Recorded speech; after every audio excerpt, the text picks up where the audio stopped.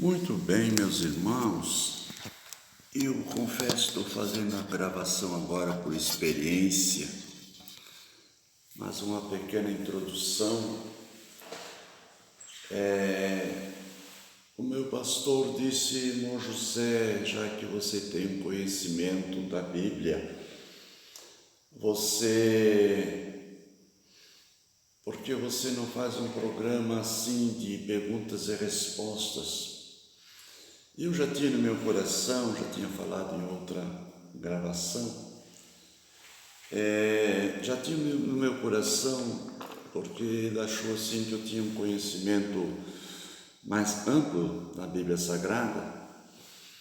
Eu hoje confesso que tenho bem menos, mas já tive a minha mente mais aberta depois que eu sofri um grande acidente e agora mais uma cirurgia, fiquei muito tempo fora e a minha mente ficou um pouco ofuscada, mas estou ainda evoluindo, como é que eu vou dizer, a minha mente está retornando, parece que os meus neurônios estão se conectando novamente. Deixa a explicação de lado. E ele até me fez uma pergunta muito séria, assim, que até eu nunca pensei que alguém ia fazer essa pergunta para mim. Os meus 50 anos de fé e 35 anos na obra de Deus, eu só estou fazendo a pergunta. Eu lancei no outro canal que eu tenho, no outro celular, que é só para estudo, eu lancei esse desafio e hoje eu me acordei um pouquinho mais cedo e resolvi enfrentar o desafio, e ele me fez a seguinte pergunta: Pastor José, me explica por que lá na Bíblia diz que Naamã veio e levou a terra, um pouco de terra, porque nós estávamos pegando terra lá no meu sítio, ele levando para a casa dele, e veio na mente dele essa pergunta. Ele levou uma terra magra para plantar alguma coisa lá que precisava, uma terra pura, e ele me fez essa pergunta: por que Naamã pegou terra lá de Israel e levou lá para a terra, para a terra dele lá, para adorar o Senhor e tal. E eu contei assim a história por cima para ele, que na hora também não tinha Bíblia, ele me pegou de surpresa. Eu disse: irmão, pastor, eu vou aceitar um desafio. E agora me acordei e me veio na mente e fui pesquisar um pouquinho a Bíblia. Eu quero lançar esse desafio. Se você tem qualquer pergunta difícil na vida, tem pessoas que dizem assim: será que Deus fez o mundo em 7 dias? Um exemplo só de pergunta, você pode fazer. Só vou fazer se alguém me perguntar, senão não vou dar a resposta aí a erro, que nem sei se se essa pessoa me fez a pergunta, ele vai ouvir. Entra nesse número aí que todo mundo tem. Por exemplo, com quem casou Caim? São perguntas assim até meio, né? Então tem N perguntas, que agora não me vem na mente assim, mas, por exemplo, o porquê da circuncisão, não entendem, pessoas que nem sabem o que significa essa palavra. Tem N perguntas. Só estou dando um exemplo, e no andar da caminhada você vai abrir, ou você já ouviu uma pregação e não viu aquela pregação, aquele pastor pregou assim, sobre aquele versículo eu não entendi nada, porque ele desviou o assunto para outro lado, talvez o Espírito Santo até levou, e eu não entendi, eu fiquei com aquele versículo, aquela passagem na cabeça. Às vezes uma pergunta parece que bem simples, bem boba, mas que no fundo ela tem um conhecimento teológico bem profundo. Eu estou lançando esse desafio e agora eu vou responder para o pastor, que eu vou mandar esse vídeo para ele, e eu já tinha respondido para ele, mas um pouquinho mais com detalhes, porque nós estávamos com pressa, ele estava com pressa, eu também, aquele corre, aquele ativismo e imediatismo e tudo, e depois chega a questão, e depois eu te explico, e agora eu vou explicar para o meu pastor, e também para os demais irmãos. Amém? Se você se interessar, manda para frente, se não, diz para mim, Pastor José, eu assisti, tá joinha, tá legal, e depois eu vou deletar isso aí, e o YouTube não sei quanto tempo fica isso arquivado também, e a coisa cai no esquecimento. Amém? Então nós vamos ler, irmãos, rapidamente, que eu não quero tomar muito um minuto de ninguém, nem do YouTube também. Eu tenho que voltar, quero dormir mais um pouco. Em segundo Reis, no segundo livro de Reis, no capítulo 5, conta aí a história de Naamã, que todo mundo conhece. Estou falando para o povo evangélico, e se você não é um povo evangélico, não tem habilidade bíblica, você vai lá no capítulo 5 de segundo Reis, conta a história de Naamã. Vocês conhecem a história de Naamã? Que aquela menina foi lá na casa, era uma prisioneira de um certo senhor lá chamado Naamã, ou vamos dizer assim, uma criada, né? Uma empregada doméstica, alguma coisa assim. E ela, a mulher de Naamã era um general do exército, tinha suas divisas. Não vou pregar sobre isso, porque vai me dar vontade de pregar. Do rei da Síria, e ele era leproso, a lepra consumia ele, mas ele escondia a lepra por baixo do seu uniforme de general. Ele era um grande guerreiro, e o rei da Síria tinha um apreço por ele, por ser um grande guerreiro, mas a esposa em casa, como conhece tudo do seu esposo, ela conta para a menina descobre, não sei, e a menina diz assim: se meu Senhor fosse na terra de Israel, e lá em Israel há um homem de Deus, só nisso já dá uma pregação, e ele tem o poder da cura, ele tem o poder de revelação, ele revela sonhos, visões. Eu não vou contar toda a história de Eliseu, mas aí o general fala para o rei, e o rei disse: não, eu te dou cartas, e você, eu estou explicando bem para os irmãos ver o contexto, para dar ênfase ao sentido da pergunta, tá bom? Não que eu... tá. E aí ele foi ao seu rei, e seu rei disse: não, eu te mando carta, e tu vai apresentar ao rei de Israel.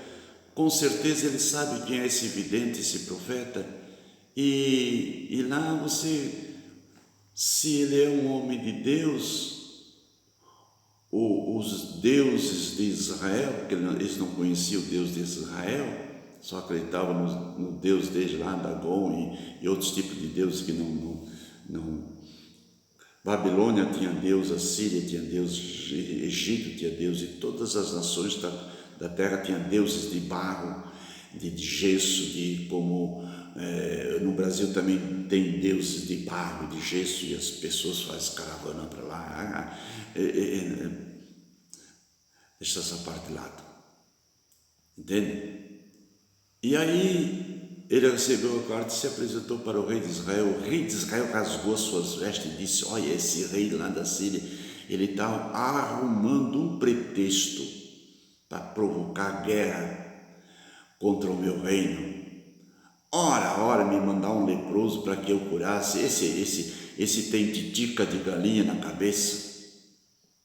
Mas alguém que estava junto com o rei viu a indignação do rei e disse: oh não, rei. Até parece que eu vejo ele falando: oh não, rei.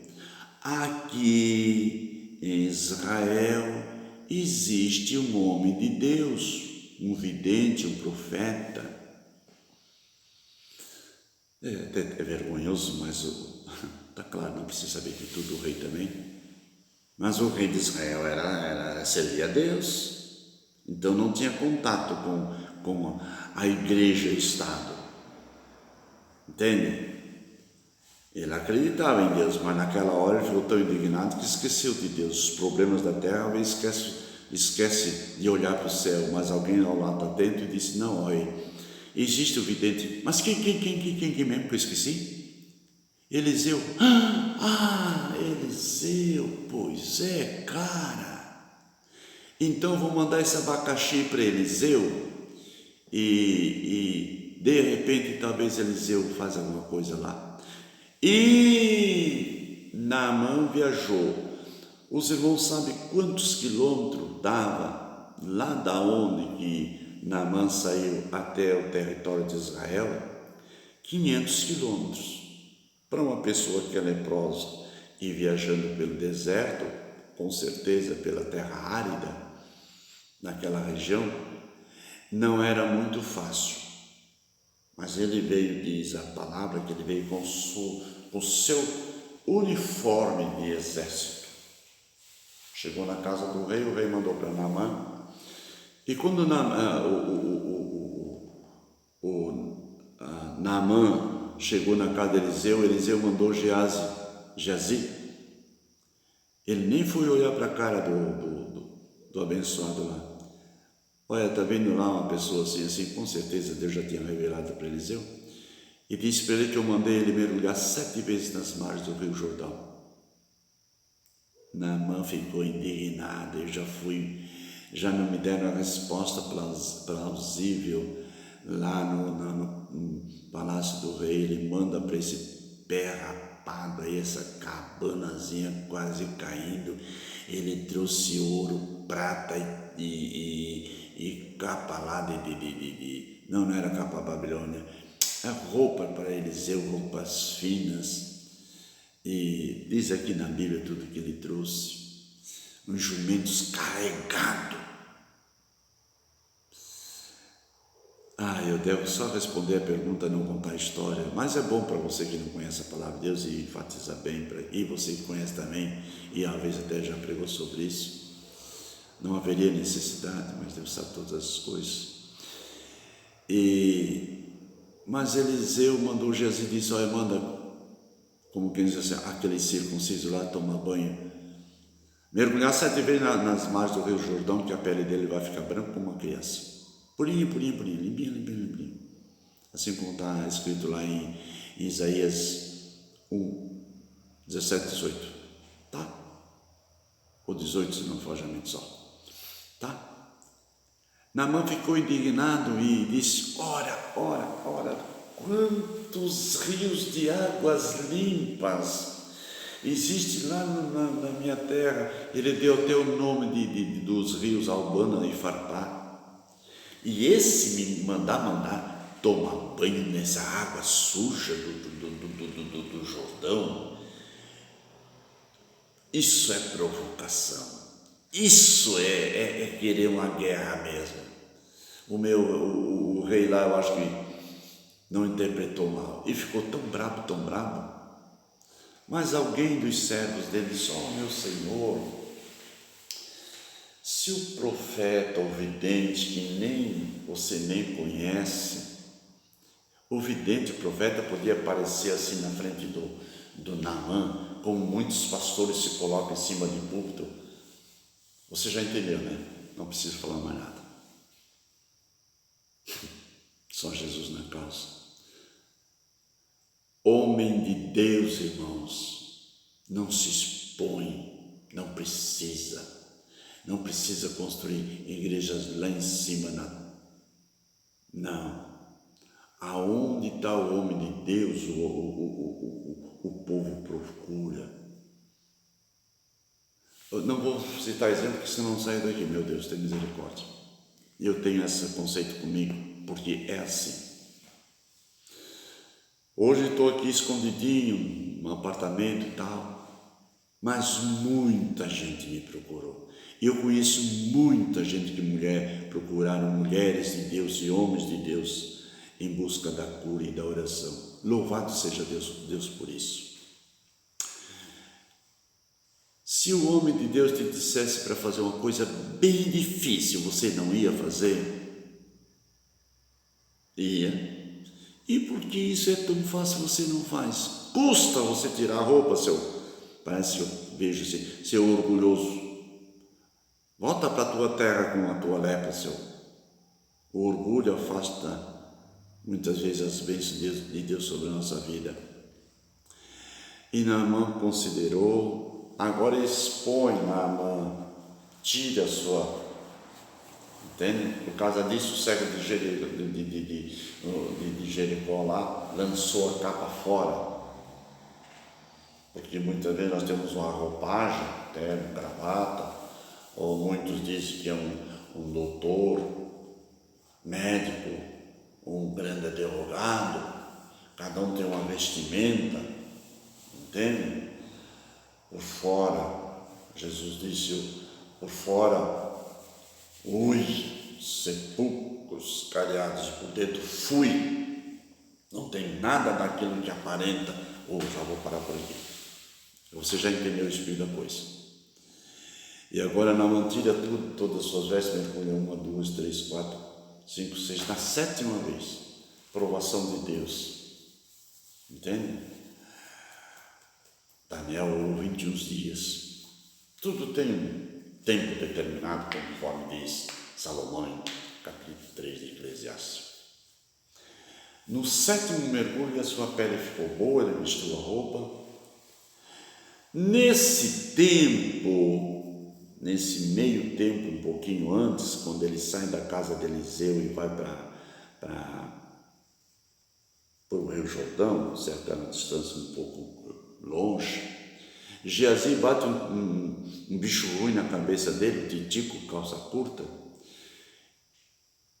Geazi olha e vê que Naamã vem carregado com algumas mulas de presente para Eliseu.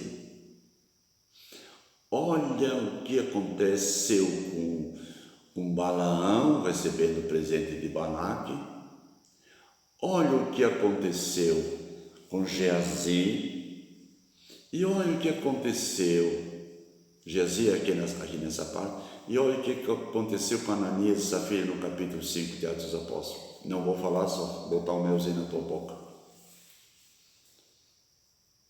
Amor ao din-din. Vou parar por aqui. Aí Geazi corre lá em mente pro incircunciso lá. O meu senhor assim recebeu visita e agora ele pediu alguma coisinha, uma migalhazinha que está ali nos teus jumentos ali. Ele nem sabia o que tinha. Naamã, depressa deu lá nem me lembro o que deu aí. Leia a palavra de Deus aí, você que evadiu. Só estou botando mel na tua boca.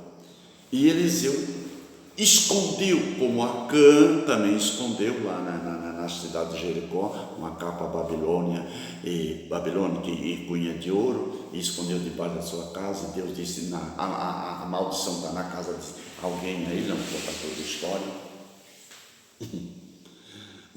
Dá um livro do assunto. Já passou 18 minutos, mas vou terminar em nome de Jesus, já, mais 18. E Geazi foi lá, pegou o que Naamã deu, enterrou, escondeu. Quando Geazi volta, certo, Eliseu deu o senhor de idade, Geazi era servo de Eliseu. Geazi, por onde andasse, Geazi assim, não demorou muito, certo? Demorou um pouquinho, uma meia hora, ou 1 hora. Por onde andasse? Não, teu servo não foi a lugar nenhum.